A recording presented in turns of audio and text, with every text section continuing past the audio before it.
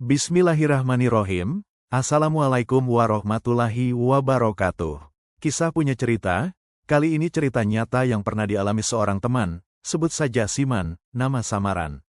Penulis pun tentu ingin sekali mengunggah cerita ini, karena pernah mengalaminya pula. Kisah punya cerita ini mempersembahkan pesan moral yang sangat berarti punya makna bagi semuanya. Hingga sosok Siman ini kerap kali ia bercerita, keluh kesah lalu curhatan, hanya karena ia tak punya gelar, hanya tamatan SMK, menyandang status sosial sosok seorang pengangguran, hingga kini usia kepala 3 masih bujang lapuk, lantas ia seringkali gemar diperolok-olok, direndahkan diremehkan hingga dihinakan pula oleh oknum teman-temannya, kerabatnya, lantas dibuat iseng-iseng, candaan kelewat batas.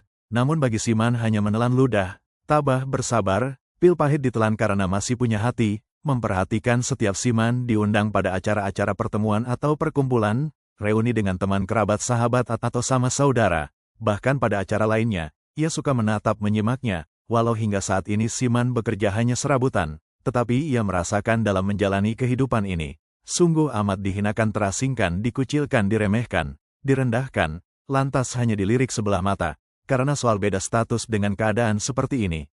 Namun bagi Siman tetap saja tegar ambil sisi hikmah baiknya, walau terasa pahit pedihnya, lalu bermuhasabah dan mengintrospeksi diri. Tampak Siman lagi duduk di lantai sendirian di serambi masjid, usai sholat asyar, seraya berbisik dalam hatinya, sambil tertegun merenung, menerawang, mengenang, teringat akan ulah sikap rekan temannya, yang kerap kali berbuat sombong angkuhnya, suka merendahkan meremehkan, mengucilkan, takabur terhadap diri Siman. Sungguh merinding bila aku teringat hal itu.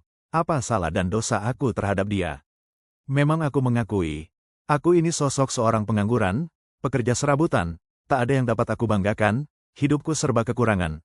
Tapi aku tetap bersujud bersyukur, dan tidak merugikan sama mereka. Namun mereka betapa teganya, menghina mencibir merendahkan aku. Apakah karena aku miskin? Ternyata hanya sisi gelapnya, berbeda sudut pandang akan dunia ini. Yang paling lucunya, itu seorang teman keadaannya masih sama-sama miskin, laganya tengik. Begitu tingkahnya pongah ikutan sombong angku dengan songongnya sama aku. Lagian itu orang, bersalaman cium tangan segala, pada seorang teman yang sudah sukses. Itu manusia koplak, tipikal penjilat, blown on beneran, gemar menjual harga diri, begitu Siman berbisik dalam hatinya. Tiba-tiba Uwa Akung keluar dari dalam masjid, nampaknya baru saja usai berzikir, begitu melihat Siman lagi duduk merenung sendirian, lalu Uwa Akung menghampirinya sembari menyapanya. Wih, Siman, belum pulang men? Belum Wah, emang lagi ada apa men? Muka murung menyendiri di mari, wajah kusam begitu, lagi ada problem ya? Tanya Uwa Akung pelan, tapi menaruh curiga, lantas Siman menjawabnya seraya terbata-bata. Iya Wah, Siman nongkrong di mari. Lagi pening pusing kepala, Siman kerap dihina-hina, direndahkan dipermalukan, di depan teman-teman yang lainnya, oleh sosok oknum teman-teman yang tak punya adab. Astagfirullah, itu yang menghina Siman. Wujud manusia, sosok orang, setan iblis Fir'aun atau Dajjal, begitu tutur Wa Akung balik tanya, sembari menghela nafas panjang, seketika Siman menyahutnya. Itu Wa, wujudnya sih manusia, tapi dia berhati setan iblis Dajjal kali ya Wa, begitu ujar Siman, sikap tingkah laku individu atau seseorang pada umumnya, sekali lagi pada umumnya, berarti ada yang khusus, orang yang baik hati dan rendah hati.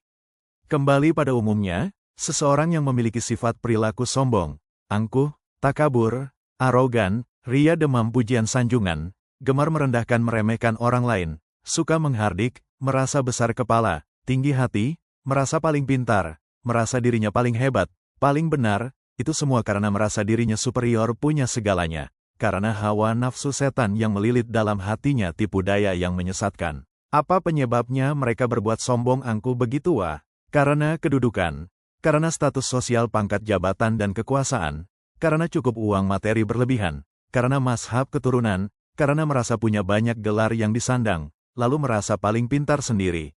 Padahal itu semua hanya bersifat sementara dan pastinya hanya titipan Allah Subhanahu wa Ta'ala. Yang terakhir karena keimanan dan ketakwaannya rusak, lagi sakit kolbu hatinya, dililit tipu daya hawa nafsu iblis setan menyesatkan. Tapi sebaliknya bagi golongan manusia beriman dan bertakwa, tentu sifat dan sikapnya berbeda. Walaupun segalanya serba ada, segalanya serba punya, kaya raya, ia menyadarinya itu semua hanyalah titipan Allah Ta'ala, kelihatan sikap orangnya rendah hati, berilmu padi kian semakin berisi semakin menunduk, dan mengikuti yang dipesankan Rasulullah Shallallahu Alaihi Wasallam. Bersikap sidik, amanah, tablik dan fatonah. Bagaimana penakluk menghadapi manusia sombong angkuh semacam itu? Dengan ulah tingkahnya Wa, tanya Siman, penasaran seketika Wa Akung menerangkan. Ini menurut pendapat Uwayyah. Dasar dari pengalaman dan baca-baca sepintas dari sumber pelajaran dan literatur. Pertama, jangan dekati. Orang yang sombong angkuh seperti itu, jauhi, hindari. Dibikin sombong lagi sama kita, itu bentuk sedekah buat kita, dalam rangka strategi guna menyadarkan dia, dari keangkuhan dan kesombongannya, biar dia mikir lalu sadar diri, bahwa dia manusia biasa, tak berdaya dan upaya, kekuatan hanya karena Allah Ta'ala. Semoga dia insyaf nyadar diri, bahwa dia bakalan koit, lalu mati juga. Lantas, kalau dia didekati terus-menerus, malah bikin kita teraniaya, dan dia semakin arogan, dengan perbuatan sombong angkuhnya itu merasa benar, bahkan dia tambah ngelunjak sama kita, makanya hindari saja dan jauhi, orang sombong angkuh seperti itu. Lagi koplak kesetanan. Kedua, tunggu waktunya saat tiba dia jatuh sakit, tunggu waktunya saat dia tertimpa diguncang musibah, tunggu waktunya berakhir masa jabatan atau kedudukan, tunggu waktunya saat dia teraniaya orang lain, bahkan dihujat dizolimi lalu kena batunya juga, kian dipermalukan oleh orang lain, karena kelakuan ulah perbuatannya dengan hukum pembalasan, hingga dia jatuh miskin, akibat dari kesombongan dan keangkuhannya. Semoga dia sadar lalu segera bertaubat nasuha. Ya, begitu Siman, cara menaklukkan orang sombong dan angkuh, hadapi dengan tenang saja dulu. Yang penting diri kita tingkatkan keimanan, ketakwaan, tawakal beribadah kepada Allah Ta'ala dan berdoa sujud syukur seraya bersalawat Nabi, kita masih diberikan kesehatan lahir batin, kenikmatan rezeki halalan tayyiban, barokah melimpah perbanyak bersedekah. Uwa Akung mendoakan semoga Siman, saudara keluarga, teman sahabat semua terkabul doanya pada sukses cita-citanya meraih keberhasilan. Tapi jangan sombong angkuh takabur dan ikutan arogan oke. Amin ya robbal alamin. Begitu tuturnya dari Uwa Akung. Betapa jelas terang singkat dan gamblang. Setelah Siman bercakapan bareng Uwa Akung, di pelataran serambi masjid, lalu mereka berdua saling berpamitan, seraya Uwa Akung berpesan sama Siman. Oh iya Siman, supaya makin paham dan tambah afdol. Nanti Siman tiba di rumah, silakan itu baca ungkap isi ayat Al-Quran dan hadisnya, bagaimana peringatan sanksi dan hukumnya, bagi orang yang suka berbuat sombong, angkuh dan takabur, begitu pesan Wa Akung. Seketika itu Siman menyahutnya. Iya, oke Wa, Siman akan pelajari, dan baca mengungkap ayat-ayat dalam Al-Quran dan hadisnya, sekalian mau belajar dan tanya sama Pak Ustadz, begitu ujar Siman, sambil jalan sendirian melenggang pulang. Kelihatannya begitu Siman tiba di rumah, usai sholat maghrib, nampaknya Siman penasaran, lalu diambil dibuka dan dibacanya itu surah ayat-ayat Al-Quran, betapa jelas dan terangnya isi ayat dan kandungan dalam Al-Quran. Di antaranya, sesungguhnya Allah tidak menyukai orang-orang yang sombong lagi membanggakan diri, cenderung merendahkan dan memandang remeh orang lain. Allah Subhanahu wa Ta'ala telah berfirman di dalam Al-Quran Surah Al-Hujurat ayat 11. Berikut ayat Al-Quran Surah Luqman ayat 18. Dan janganlah kamu memalingkan mukamu dari manusia karena sombong dan janganlah kamu berjalan di muka bumi dengan angkuh. Sesungguhnya Allah tidak menyukai orang-orang yang sombong lagi membanggakan diri. Ayat ini mengingatkan agar tidak sombong dan berjalan dengan angkuh, serta menegaskan bahwa Allah tidak menyukai orang-orang yang sombong, sebagaimana dalam Al-Quran Surah An-Nahl ayat 22. Sesungguhnya Allah tidak menyukai orang-orang yang sombong lagi membanggakan diri. Ayat ini secara nyata melarang kesombongan dan membanggakan diri, serta dengan ketidaknyamanan Allah terhadap sifat ini. Surah Ghafir ayat 35. Demikianlah Allah mengunci hati setiap orang yang sombong dan berlaku sewenang-wenang. Ayat ini mencerminkan konsekuensi kesombongan, yaitu hati yang dikunci oleh Allah, sehingga orang yang sombong menjadi sulit untuk menerima kebenaran, sebagaimana surah Al-Isra ayat 37-38. Dan janganlah kamu berjalan di muka bumi dengan angkuh, sesungguhnya kamu tidak akan mampu menembus bumi dan kamu tidak akan mampu menjangkau gunung-gunung. Ayat ini mengingatkan bahwa tidak ada yang bisa mengalahkan kekuatan Allah, dan kesombongan tidak akan membawa kebaikan. Kemudian ada juga hadis yang menerangkan bahaya kesombongan. Hadis yang diriwayatkan oleh Bukhari dan Muslim, para penghuni neraka adalah orang-orang yang keras kepala, kasar lagi sombong. Rasulullah Shallallahu Alaihi Wasallam bersabda, tidak akan masuk surga siapa yang di dalam hatinya ada kesombongan walau seberat debu. Hadis riwayat Muslim. Allah Subhanahu wa Ta'ala benar-benar mengharamkan surga untuk orang-orang sombong. Penyakit ini memang seperti bau busuk yang tidak dapat ditutup-tutupi dan disembunyikan. Apa balasan bagi orang yang sombong dan memanfaatkan orang lain? Neraka jahanam untuk orang sombong. Dalam Al-Quran Surat Az-Zumar ayat 72, Allah berfirman, bahwa neraka jahanam adalah tempat bagi orang-orang yang sombong.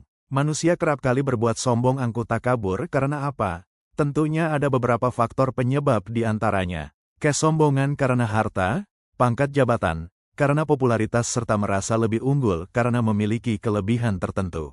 Kesombongan juga bisa muncul dari keinginan untuk diakui merasa dirinya superior dan meniadakan kehendak Allah Ta'ala. Karakter ini mengikuti jejak iblis dan keangkuhan setan menyesatkan. Secara terperinci penyebab manusia berbuat sombong dan angkuh.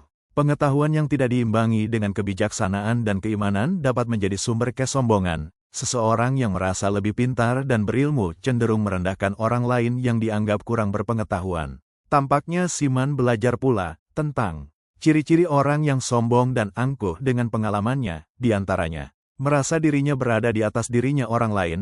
Orang jauh-jauh diundang mau ketemu singgah di tempat dia, malah dicuekin, acuh tak acuh.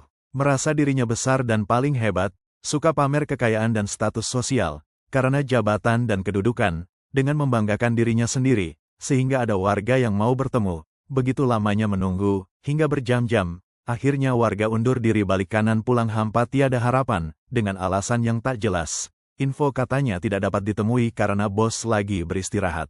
Merasa dirinya paling tahu segalanya dan menganggap orang lain bodoh dan rendah. Kerap menghina orang lain, bersikap kurang empati, pilih-pilih teman, terkadang bersalaman tanpa natap muka, alih-alih berpaling muka. Merasa bangga secara berlebihan ketika mencapai tujuan, mencari pengakuan berlebihan, sulit menerima kritikan, ekstrimnya tak mau dikritik, anti-kritik. Nauzubillah, mengapa manusia itu sombong? Karena seseorang sombong mungkin merasa lebih unggul atau lebih berkuasa daripada orang lain, setelah mencapai sukses dalam karir atau pendidikan.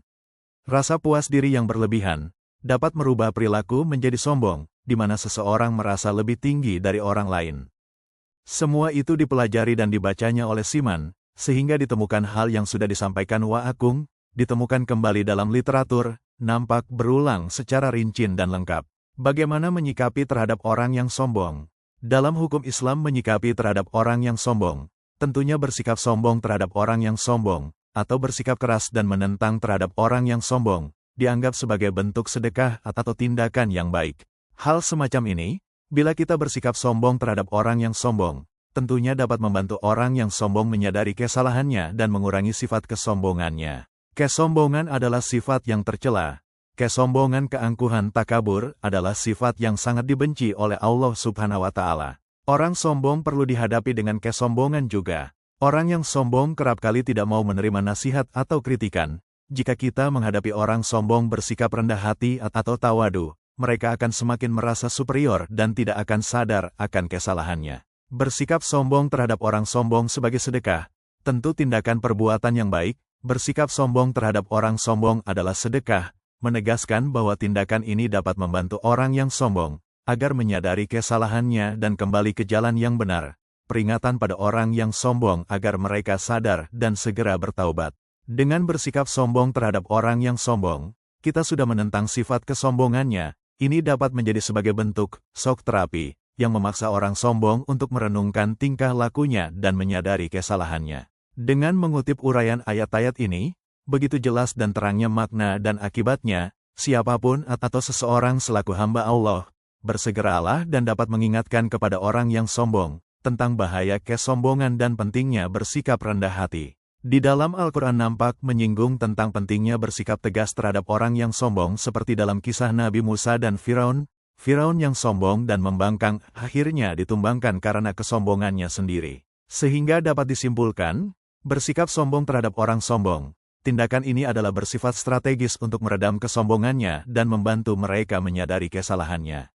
Tindakan ini merupakan bentuk sedekah, karena bertujuan untuk kebaikan sadar dan bertaubat bagi orang sombong dan kebaikan bagi umat di sekitar lingkungannya. Amin amin amin ya robbal alamin. Demikian kisah punya cerita ini. Semoga bermanfaat dan mengedukasi, terinspirasi pesan moral bagi kita bersama. Dan jangan lupa ditekan tombol like, komen, share, and subscribe agar channel ini bisa lebih berkembang lagi. Atas dukungan semuanya, terima kasih.